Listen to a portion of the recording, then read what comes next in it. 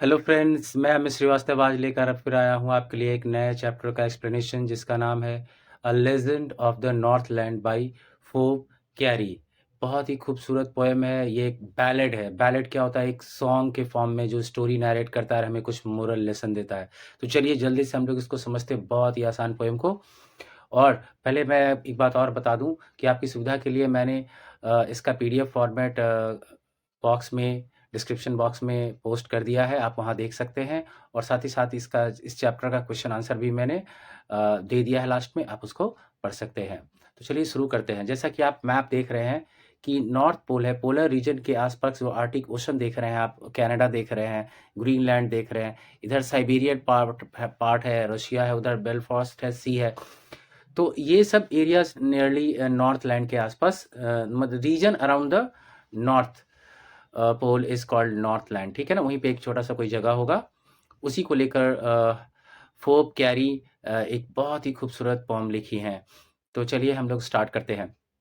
Away, away in the Northland, where the hours of the day are few and the nights are so long in winter that they cannot sleep through them, where they harness the swift reindeer to the sledges when it snows and the children look like bears cubs in their funny furry clothes.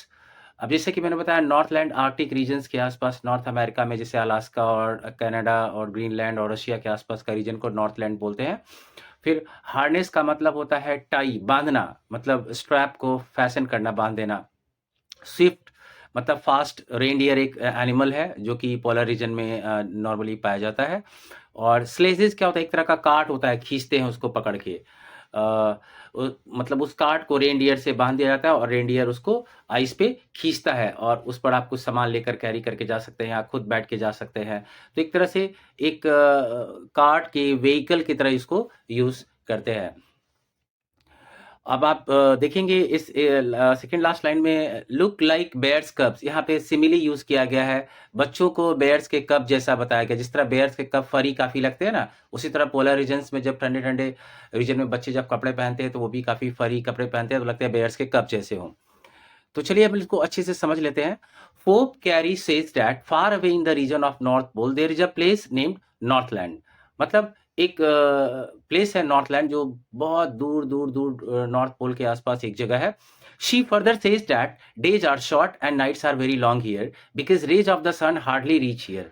यहाँ पे days काफी short होता है, night काफी long होता है, क्योंकि जैसा कि आप जानते होंगे कि पोलर रीजन के पास नॉर्मली बर्फ ही बर्फ होता है। वहां पे सन के रेज जो है हम बहुत मुश्किल से पहुंच पाते हैं। It is so cold that people cannot sleep comfortably at night. They often wake up because they are unable to bear the temperatures. और इतना कोल्ड होता है कि लोग ठीक से सो नहीं पाते। कभी कभी तो रात में उठ जाना पड़ता है, क्योंकि बेयर मतलब ठंड को लोग बेयर नहीं कर पाते, सह नहीं पाते। She goes on to say that when the snow falls, they like to go for sledging and they tie reindeer up to their sledges. और जब स्नोफॉल होता है तो वो लोग स्लेजिंग के लिए चले जाते हैं। वो लोग रेनडियर को उस स्लेज से बांध देते हैं और कुछ सामान को खींचते हैं या खुद बच्चों को रख के खींचते हैं।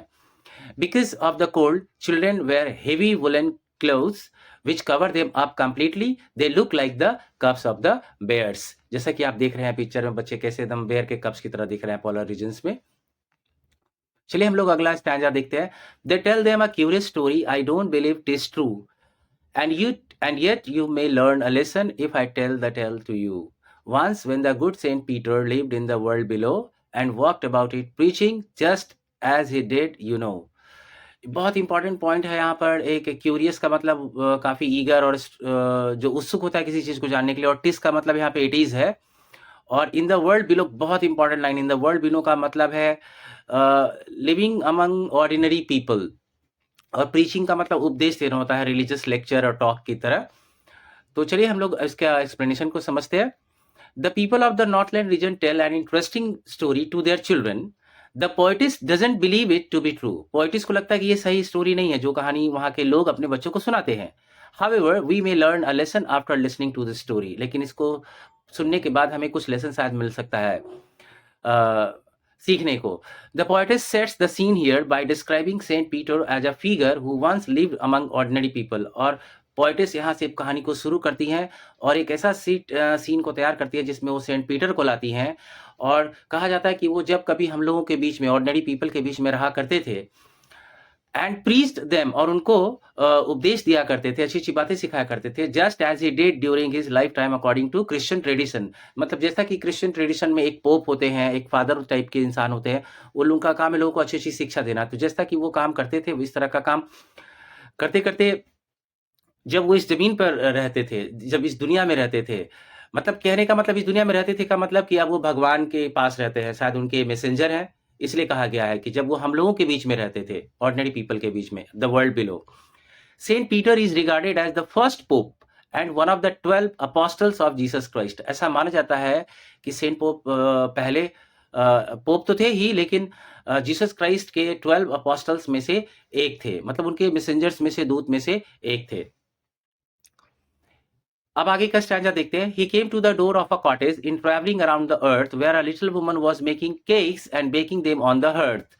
And being faint with fasting, for the day was almost done, he asked her from her store of cakes to give him a single one.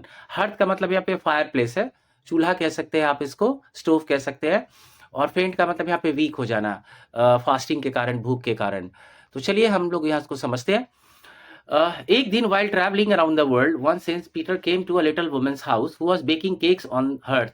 एक दिन वो घूमते घूमते घूमते घूमते ट्रैवल करते करते करते उपदेश देते एक विमेन के घर पे पहुंचते हैं, एक वुमन के घर में पहुंचते हैं, और जो कि जो बेक कर रही थी केक को हर्थ पर, मतलब स्टोव पर और फायर प्लेस पर वो केक बना रही थी।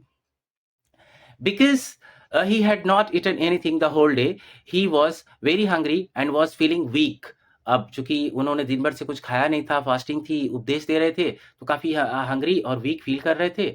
सो he went to this woman who was baking cakes and he asked for one cake out of the many cakes that she had baked. बोला आपने इतनी केक्स बना के रखी हैं, कृपया मुझे एक केक दे देंगी, मुझे बहुत भूख लगी है। So she made a very little cake, but as it baking lay, she looked at it and thought it seemed too large to give away.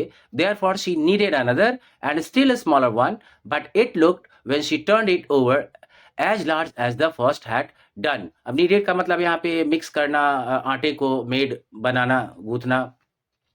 यहाँ पे बहुत इंटरेस्टिंग है। The woman made a very small cake, वो बोली ठीक है, एक small cake बहुत बनाई, but before she could give it to Saint Peter she thought that it was too big to just to be given away. लेकिन वो जैसे ही देने वाली थी, उसको लगा ये तो बहुत बड़ा है, इतना बड़ा हम कैसे दे सकते हैं किसी को।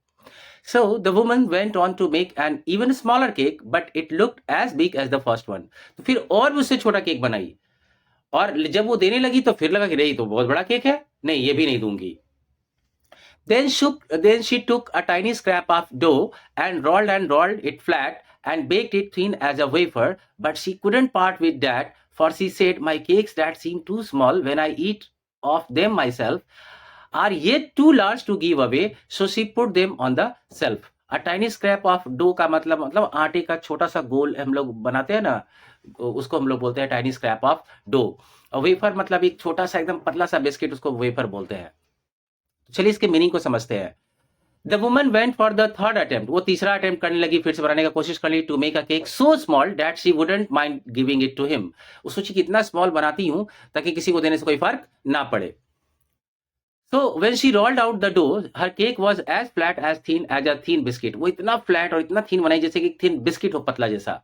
But she was so greedy that she couldn't give even that thin piece of bread to Saint. लेकिन वो लेडी इतना ग्रीडी थी कि उस उतने पतले बने हुए ब्रेड को भी वो बोली कि नहीं, ये भी नहीं दे सकते हम। देन द वुमन आर्ग्यूड, अब वो अपने सपोर्ट में एक पॉइंट बोलती है, बहस करती है और कहती है, दैट रीजन देती है, that when she at the cakes, कि जब वो खुद वो केक को खाती है, she felt that they were very small, तो उसको लगता है कि ये तो बहुत छोटा है, बहुत पतला है। But if she had to give them to someone else, she felt that they were so big that she could not give them to anyone else. लेकिन अगर वही चीज किसी और को देना हो तो उसे लगता है बाप रे ये तो बहुत बड़ा है, ये तो दे ही नहीं सकते हम।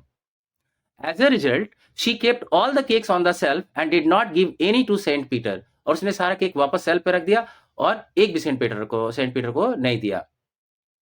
चलिए अगले स्टैंजा में चलते हैं। Then good Saint Peter grew angry, for he was hungry and faint, and surely such a woman was enough to provoke a saint. And he said, you are far too selfish to dwell in a human form.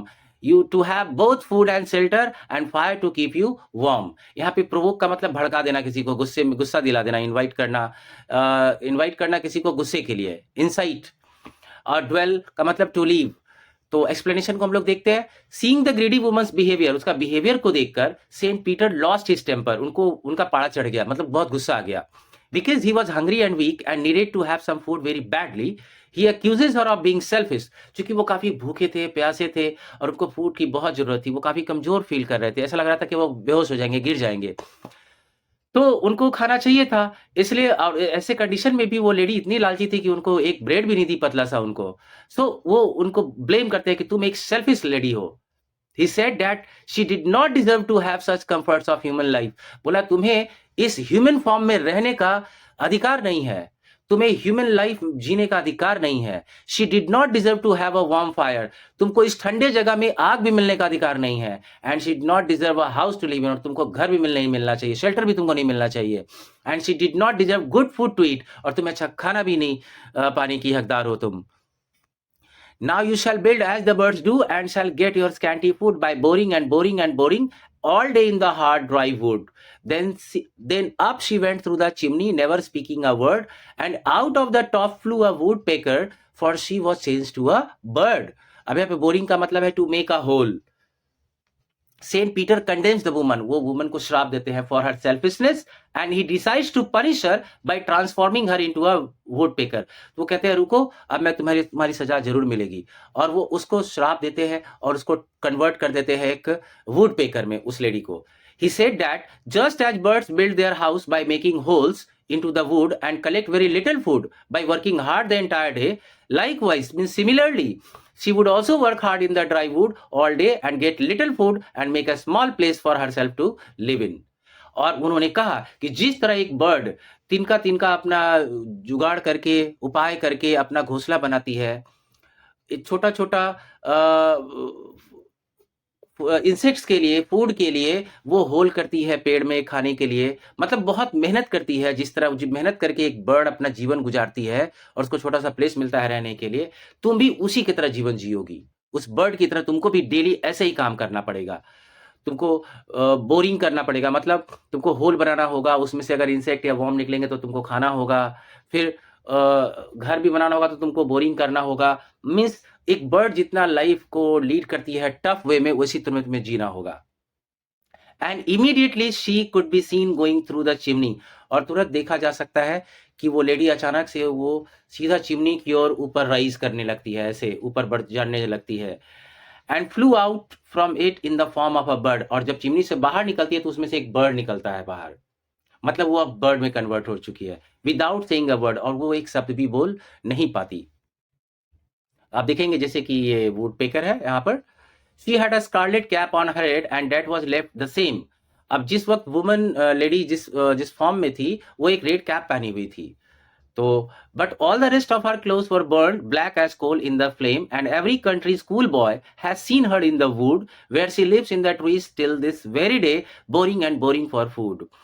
अब यहाँ पे Scarlett का मतलब bright red है, would का मतलब forest है। अब इस स्टैंजा को बहुत अच्छी तरह से हम लोग समझ लेते हैं। At that time the woman was wearing a bright red coloured cap when she was transformed into a bird. जब उनको सेंट पीटर ने बर्ड में चेंज कर दिया तो उस वक्त ये ब्राइट रेड कैप पहनी हुई थी। Interestingly the bird also had a bright red coloured cap on its head. और आज जब भी हम लोग किसी बर्ड को, इस वुड पेकर को देखते हैं तो इसके हेड पे भी देखते लगता है कि ब्राइट कलर्ड कैप हो, जैसा कि आपने इमेज में देखा, फिर से देख लिया कि ये रेड इसका हेड है। एक्सेप्ट फॉर हर कैप, मतलब उस लेडी के कैप को छोड़कर, all the rest of her clothes were burned black as coal in the flame. तो उसके सारे बाकी कपड़े जल गए और वो राख बन गए कोयले की तरह।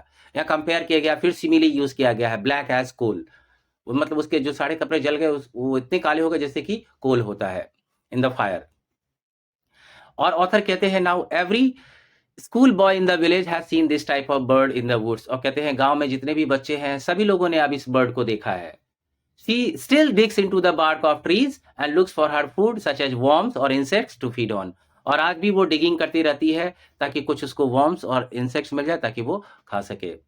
उम्मीद है दोस्तों आपको ये स्टोरी पसंद आई होगी, ये पोम्स आपको बहुत अच्छा लगा होगा। मैंने आपकी सुविधा के लिए क्वेश्चन आंसर भी नीचे दे दिया है, आप देखें क्वेश्चन भी है और आंसर भी है, आप इसको कर सकते हैं और याद भी कर सकते हैं। और आपको मेरी टीचिंग अच्छी लगती है तो मेरे channel English tutor by M S Srivastava को शेयर, सब्सक्राइब और लाइक करें। Thank you.